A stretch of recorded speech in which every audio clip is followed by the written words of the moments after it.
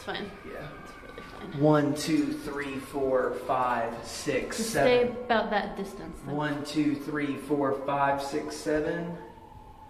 1, 2, 3, 4, 5, 6, 7, 8, 9, 10. 1, 2, 3, 4, 5, 6, 7, 8, 9, 10.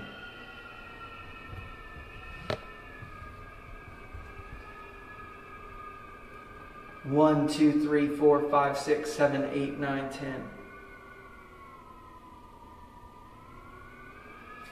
1, 2, 3.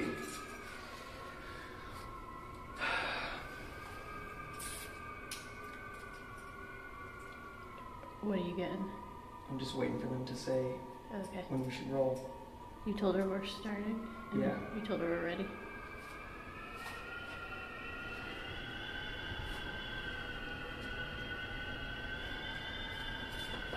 She should just knock on the door, she said. She said just knock on the door. I told her we'll just knock on the door. Do you remember what your name was? Natalie, Natalia? Yeah, maybe something like that. Yeah. Do you want to ask her what her name is? Ask her. Well, I'll just have her introduce herself.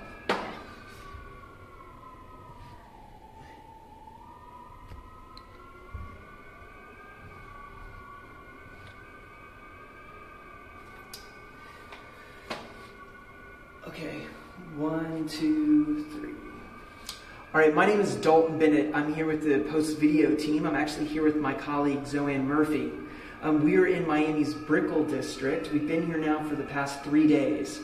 Hurricane Irma is making its way up South Florida as we speak. We've had, for the past few hours now, we've had really strong and sustained winds. It's been brutal. We were getting water in through our windows. Many people across Miami-Dade have lost power. Our hotel recently lost power just about an hour ago.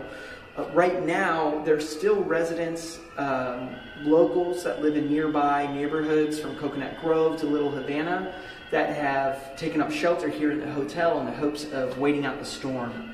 While we've been here covering the story, we've met a few people that have decided to stay, one of which is our neighbor that's right down the hallway here that we're going to take you to right now so you can speak to them. Coming in. Hello. Hi, how are you? I'm good. How are you? We're good. So we'll probably make our way a little bit further towards the window here so you can get a good view. Be careful because it's forcing It's a little damp right now, so all the power has been cut off in the building, so that means obviously no air conditioning, no refrigerator, no nothing. So we're trying to make do with what we have for now. Unfortunately, we were in a good position where our building was one of the last to actually lose power. So right now I'm here with somebody that decided to stay. So if you could just tell us just a little bit about who you are, why did you decide to stay? I actually didn't decide to stay. I actually decided to come. I'm from Charleston, South Carolina, and my father lives in Pinecrest in South Florida and refused to evacuate his home.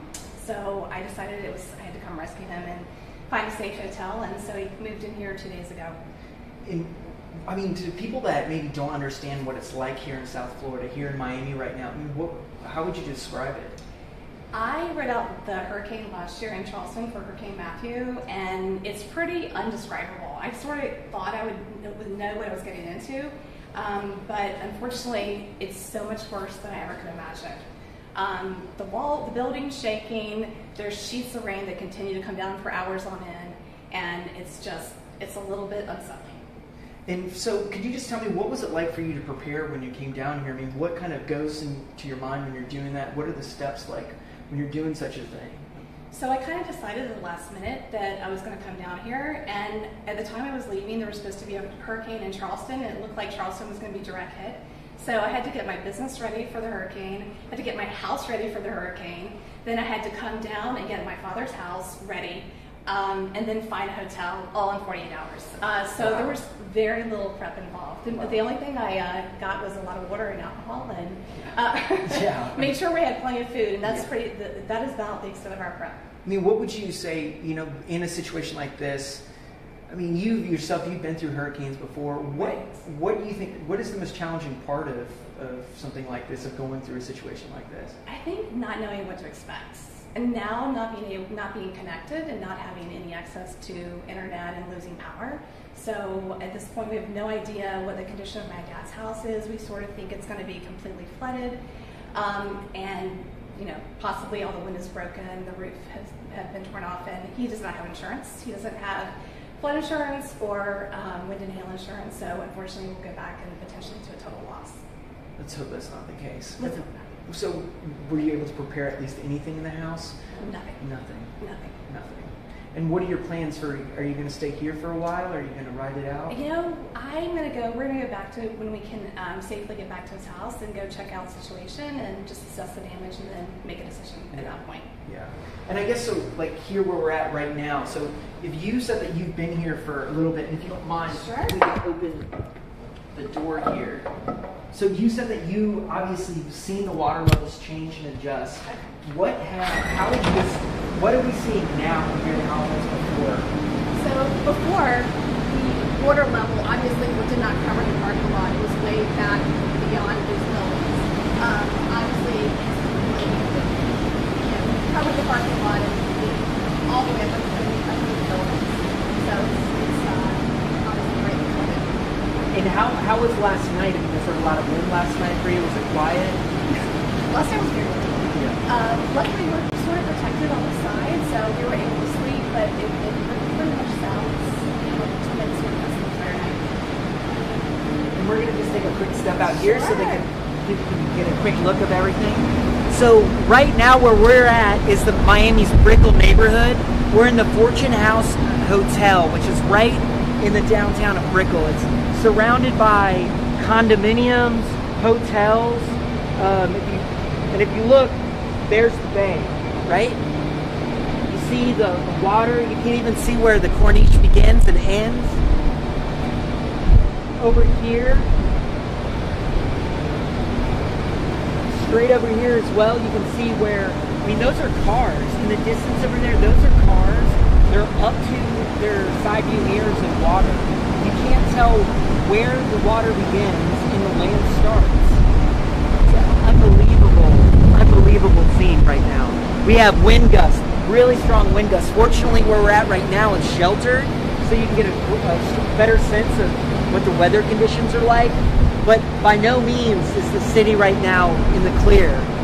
You look further down here, this is Brickell Ave. This is one of the most major thoroughfares in downtown Miami, completely flooded.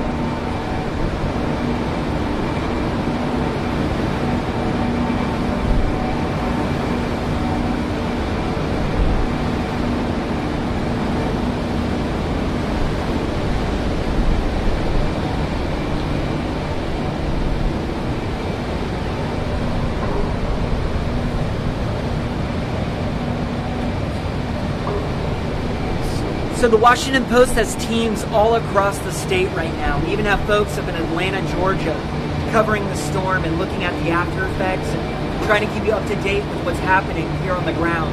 There's a lot of challenges when covering and working on a story like this. I mean, not only from how do you get from point A to point B, but how are you going to have the power to do things, and just trying to wrap your head around the vastness of a story like this is challenging at times. We've met amazing people while we've been here in Miami. I mean, just the folks that we've talked to just now, I mean, by no means are we out of the clear. There's still a lot of water here in the city. There's no indication that it's going down for now, and the winds are still picking up. And you just want to pan so we can just see over here and just hold it here for a bit.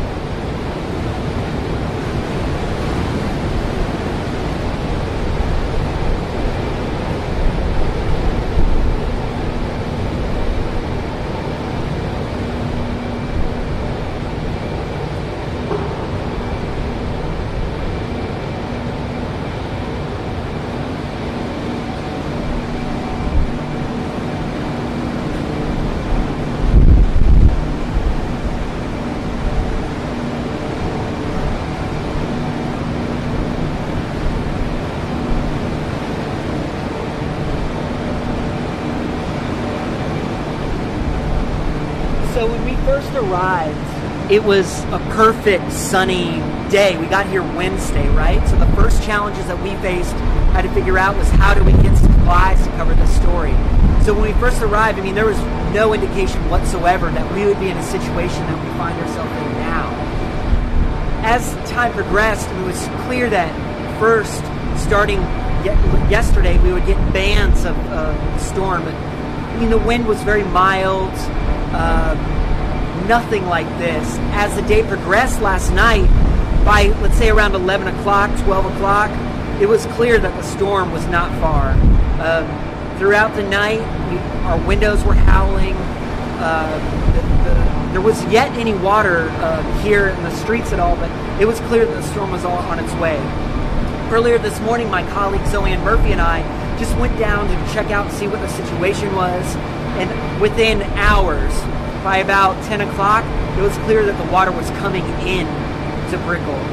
Now, it's about almost 4 o'clock now. I mean, there's at least 3 feet of water in parts of the areas where we just were. I mean, it has been amazing to see how quickly and how dynamic the situation has been the past few hours.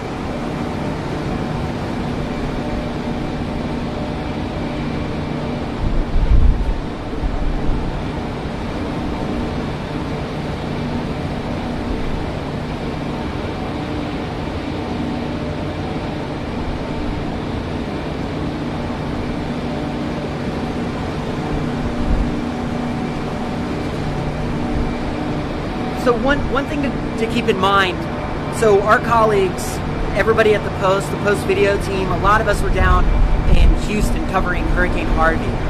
Now, we found ourselves here in Miami, all across South Florida, continuing to cover the storms that are, and you know, this storm is very different. I mean, this is a major, again, it's a, you know, we're right on the coast.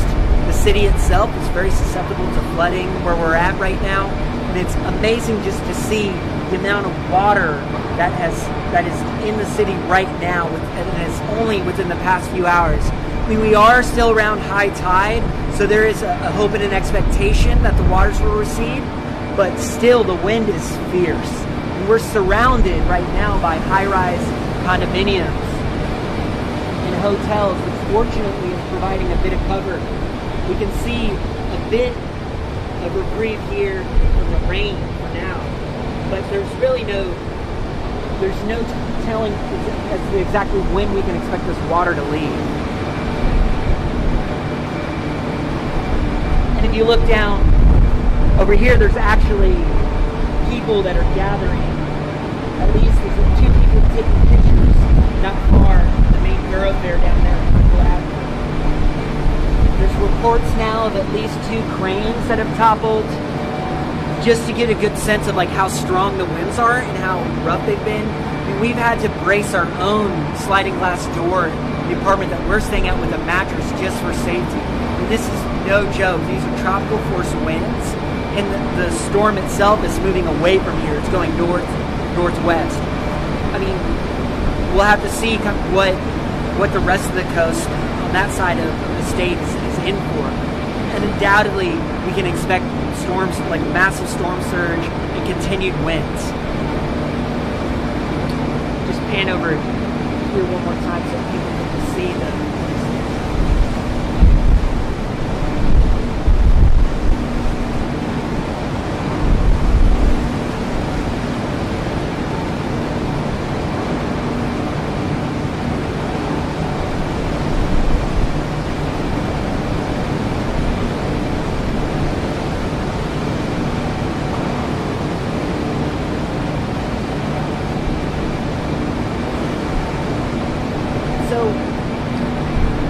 Right now we're at the Fortune House Hotel in Miami's Brickell neighborhood.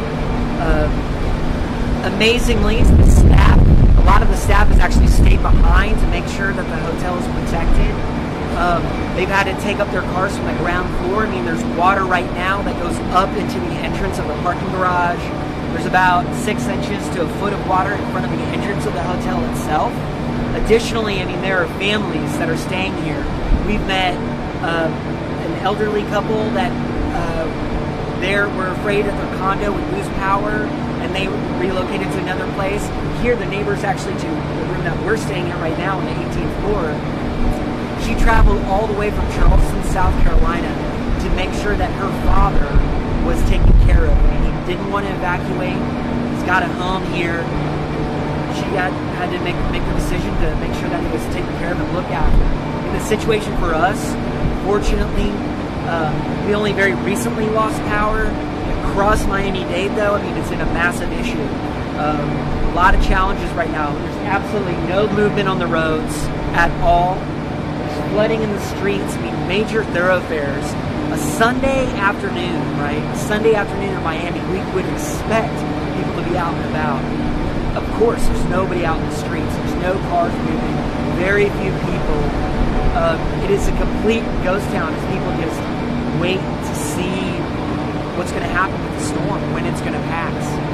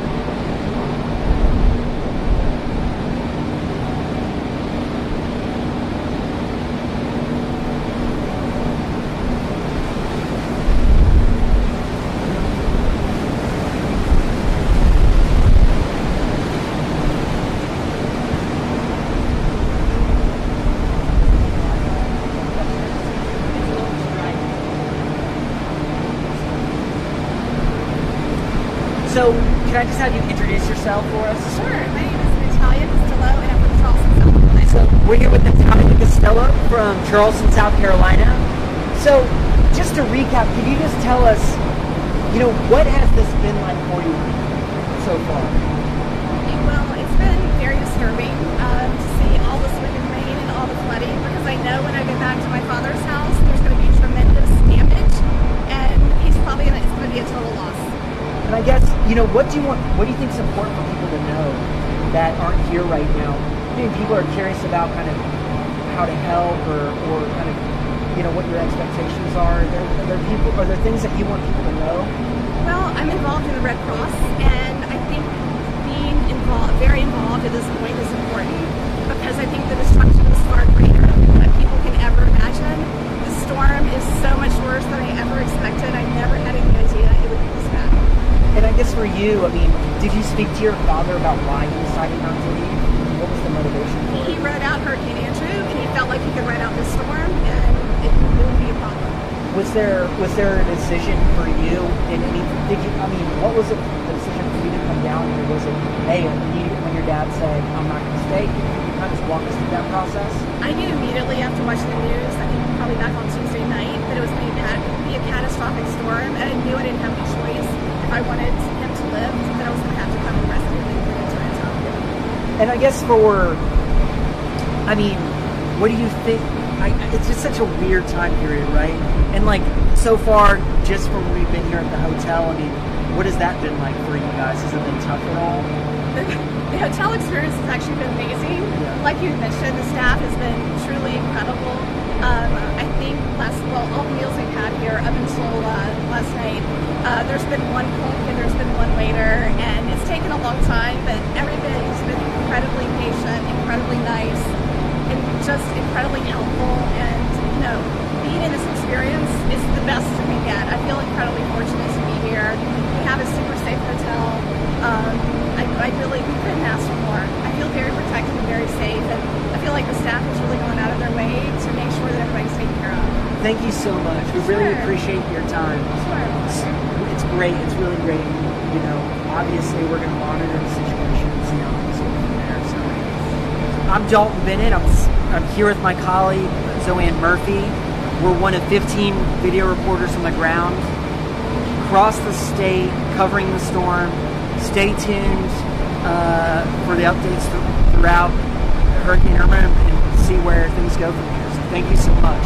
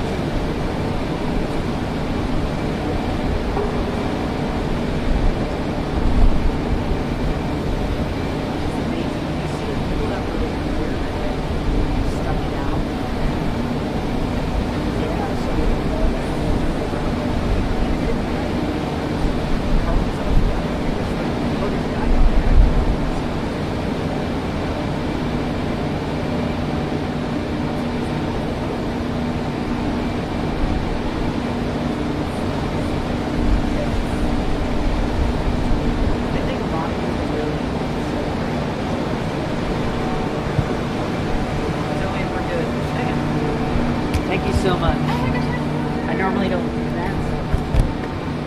And I normally don't do this. Yes, that'd be great. So we'll get your dad with this too. Yeah, yeah. Okay, it might be back a little bit. So, okay.